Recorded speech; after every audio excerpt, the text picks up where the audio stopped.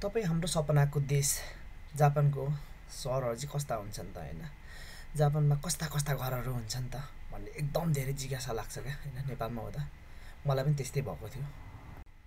विशेष गरी चाहिँ आज मैले गुम्मा प्रिफेक्चरको मुख्य सहरहरूको भिडियो बनाइरहेको छु होइन, जसमा माइबासी सहर, ताकासाकी सहर, इसिजाकी सहरहरू पर्छन् होइन, जसमा नै सबैभन्दा धेरै विदेशीहरू बस्ने सहरको रूपमा चाहिँ माइबासी सहरलाई चिनिन्छ क्या। किनभने त्यहाँ चाहिँ धेरै इन्टरनेसनल कलेजहरू छ भनौँ न, मतलब रिभ्यू गएकोको लागि चाहिँ गएकोहरू चाहिँ धेरै भएको कारणले चाहिँ त्यहाँ विदेशीहरू धेरै हुन्छन् क्या। अनि अर्को रूपमा चाहिँ माइबासी सहरलाई चाहिँ एकदम धेरै स्टुडेन्टको लागि चाहिँ आरबाई त पाउने ठाउँ भनेर पनि चिनिँदो रहेछ होइन, डिपेन्डेन्टहरूको लागि होइन, गाक्सीहरूको लागि अथवा स्टुडेन्टहरूको लागि एकदमै काम पाउने ठाउँको रूपमा नै चिनिन्छ होइन। नपाउने पनि होइन, पाइन्छ पनि होइन, प्रशस्त नै पाइन्छ। गर्छु भन्नेहरूको लागि चाहिँ प्रशस्त नै पाउँछ जस्तो लाग्छ क्या। अनि एकदम हेन्ड क्यास पाउने सहरको रूपमा नि चिनिँदो रहेछ क्या होइन। जस गुम्मा प्रिफेक्चरभित्र है, जुन माइबासी सहर र इसिजाकी सहर र ताकासाकी सहरभित्र चाहिँ होइन।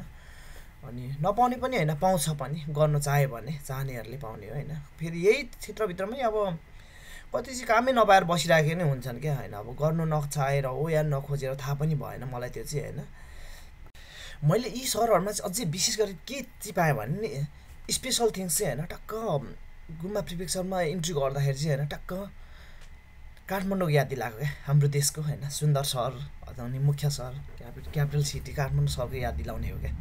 वरिपरि पहाड बिचमा उपत्यका छ नि त हाम्रो नेपालको, काठमाडौँ, भक्तपुर, ललितपुरहरू होइन, ठ्याक्कै त्यसको याद दिलाउँछ क्या यो गुम्माको माइबासी, ताकासाकी, इसिजाकी सहरहरूले चाहिँ होइन।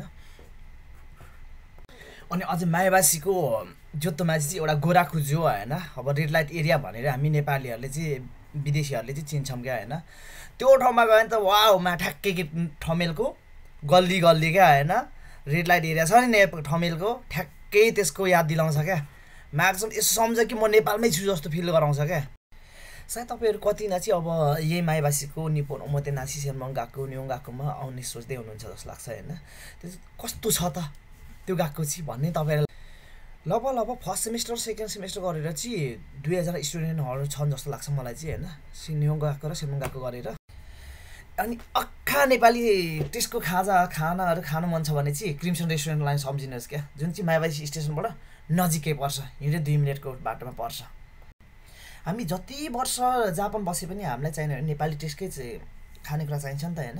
हामीले अझै आफैले बनाएको होइन, त्यसको सामग्रीहरू कहाँ पाउँछ त होइन, खाने कहाँ किन्ने त भने यो हाम्रो च्यान्दरा मिनी मार्टलाई सम्झिनुहोस्, जुन चाहिँ एकीबाट नजिकै पर्छ।